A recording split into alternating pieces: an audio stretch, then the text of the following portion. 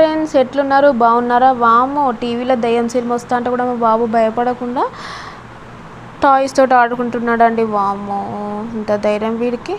సరే, ఇవాళ మా ఇంట్లో కూరగాయలు ఏం లేవండి. ఫ్రిడ్జ్లో 2 క్యారెట్లు ఉన్నాయి. ఆ 2 క్యారెట్లతోటి క్యారెట్ రైస్ వేసుకుందామని చూస్తున్నాను.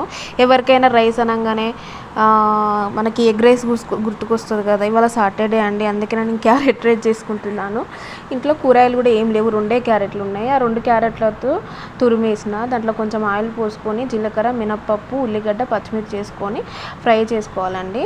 ఆల్రెడీ నేను ఇక్కడ 2 క్యారెట్లను తురిమి పెట్టుకున్నాను. కాస్తంత పసుపు వేసుకొని ఈ క్యారెట్ అందులో వేసుకోవడమే. కాస్తంత పచ్చివాసన పోయేంత వరకు వేపుకోవాలి.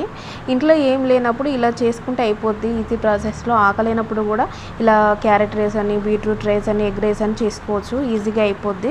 చూసారా, కొంచెం పచ్చివాసన అంతా పోయింది. దాంట్లో మనం అన్నం వేసుకోవాలి. మీకు మిగిలిన రైస్ అయినా పర్లేదు, అప్పుడే వండుకున్న రైస్ అయినా పర్లేదు. కాస్తంత ఉప్పు వేసుకొని కలుపుకోవాలి, అంతే. Carrot rice ready.